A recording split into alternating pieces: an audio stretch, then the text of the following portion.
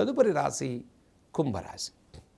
ఇక కుంభరాశి వారి యొక్క గ్రహ సంచారం చూసుకుంటే జన్మరాశిలో శనైశ్వరుడు, ద్వితీయంలో రాహు, అర్ధాష్టమ కుజగురుడు, షష్టమ రవిశుక్రులు, సప్తమంలో బుధుని యొక్క సంచారం, అష్టమ కేతువు, ద్వాదశ చంద్రుడి యొక్క సంచారం. కుంభరాశి వారికి జన్మశని యొక్క ప్రభావం కలుగుతుంది. ఏలినాటి శని ప్రభావంతో కుంభరాశి వారికి ప్రతి వ్యవహారంలో కొంత అనిశ్చితత, అసంతృప్తి వాతావరణం, కుటుంబ వ్యవహారాల్లో శ్రమతో కూడుకున్నటువంటి ఫలితాలు లాభించే వారంగా చెప్పుకోవచ్చు. మనోధైర్యంతో ముందుకు వెళ్ళండి. కుటుంబ విషయాల్లో సహాయ సహకారాలు లభిస్తాయి. జీవిత భాగస్వామి నుంచి అనుకున్న కార్యాచరణ పూర్తి చేస్తారు. ఆరోగ్య విషయాల్లో శ్రద్ధ పాటించడం చెప్పదగ్గ సూచన. అనవసర వ్యవహారాల వల్ల, పెట్టుబడుల వల్ల నష్టాలు గురి కాకుండా జాగ్రత్తలు పాటించండి.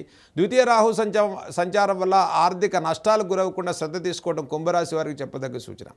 ఇక ఈ రాశి వారికి అర్ధాష్టం కుజుని సంచారం వల్ల కుటుంబ విషయాల్లో కొంత అనిశ్చిత వాతావరణం ఉన్నప్పటికీ మెరుగైనటువంటి ఆలోచనలతో, మెరుగైన నిర్ణయాల వల్ల వాటిని అధిగమించి విజయాలు సాధించుకుంటారు. దైవిక బలంతో ప్రతి సమస్యను అధిగమించగలిగేటువంటి శక్తి కుంభరాశి వారికి కలుగుతుంది. ఈ రాశి వారికి సప్తమ బుధుడు సంచారం వల్ల మీ ప్రణాళికలు, మీ ఆలోచనలు కొంత మార్పు చేసుకోండి. జీవితంలో విజయవంతంగా ముందుకెళ్ళచ్చు.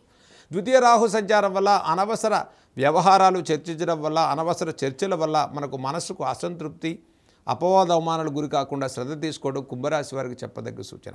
ఈ రాశి వారికి ద్వాదశ చంద్రుడి యొక్క సంచారం వల్ల ఈ వారంలో మొదటి భాగం కన్నా చివరి భాగంలో అత్యంత శుభయుక్తమైన ఫలితాలు సాధించుకునే వారంగా చెప్పుకోవచ్చు. విద్యార్థులకు సానుకూల పరిస్థితులు గోచరిస్తూ ఉన్నాయి. విదేశీ ప్రయాణాలు, విదేశీ ఉద్యోగాల వారికి చాలా ప్రోత్సాహకరంగా ఉంది. ఆరోగ్య విషయాల్లో తగిన శ్రద్ధ పాటించడం ఈ వారంలో చెప్పదగ్గ సూచన. ముఖ్యంగా కుంభరాశి వారు ఈ వారంలో చేయదగినటువంటి పరిహారాల గురించి మనం చూసుకున్నట్లయితే జన్మశని యొక్క దోష నివారణ పరిహారం కోసం శనైశ్వరుడికి తైలాభిషేకాన్ని చేసుకోండి. ఆంజనేయ స్వామి వారికి మంగళవారం, శనివారం విశేషంగా తమలపాకులతో అర్చన చేసుకోవడం వల్ల అత్యంత శుభయుక్తమైన ఫలితాలు సాధించుకునే వారంగా చెప్పుకోవచ్చు.